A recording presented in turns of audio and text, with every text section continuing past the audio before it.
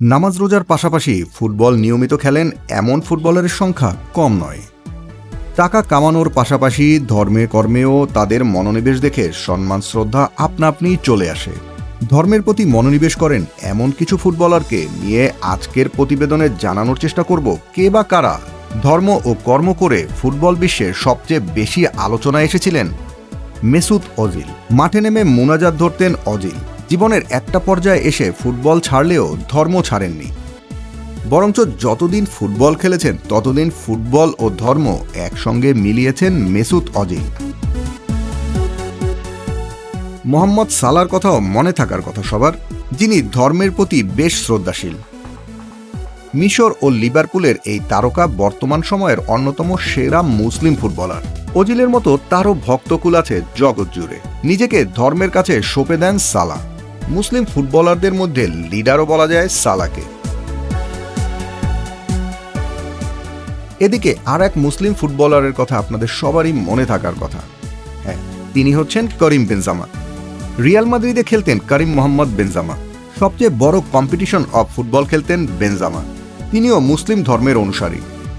রমজান মাসে রোজা রেখে ধর্ম ও কর্মে মনোনিবেশ করতেন এই ফুটবলার। সালাত আদায়ও নিয়মিত করতেন। শুধুমাত্র ইসলামের কথা মাথায় রেখে রিয়াল মাদ্রিদ ছেড়ে সৌদিতে গিয়ে ঠাঁই নিয়েছেন এক সময়ের লস ব্ল্যাঙ্কোস এই তারকা। সালাত আদায়, রোজা রাখা বেনজেমার নিত্যদিনকার কাজ। বেনজেমার মতো আরও বেশ কজন তারকা আছেন যারা ইসলাম ধর্ম পালন করে ও ফুটবল খেলে। এবার আসা যাক স্পেনের লামিন ইয়ামালের দিকে। লামিন ইয়ামাল বর্তমান বিশ্বের অন্যতম সেরা ফুটবলার। তরুণ প্রজন্মের আইডল হওয়ার পথে লামিন। জেনে খুশি হবেন তিনিও একজন মুসলিম ধর্মের অনুসারী। তিনিও রোজা রাখেন এবং ফুটবল খেলেন। সময় মতো ইফতারও করেন লামিন।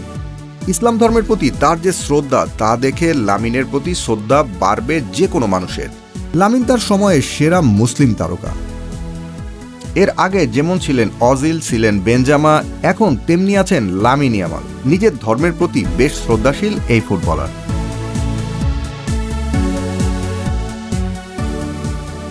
এবার আসা যাক বাংলাদেশের হালের ক্রেজ হামজা চৌধুরীর দিকে। তিনিও নিজ ধর্মের প্রতি কতটা অনুরাগী সেটা মাঠে নামার পর হাত তুলে প্রার্থনা করার ছবিটি দেখলেই বোঝা যায়। প্রতিটি ম্যাচ শুরুর আগে তিনি দুহাত তুলে আল্লাহর কাছে প্রার্থনা করেন নিজ দলের জন্য।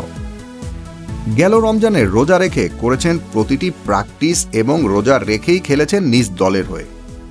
তিনিও বর্তমান বিশ্বে মুসলিম ফুটবলারদের জন্য বড় এক আদর্শ ও উদাহরণ।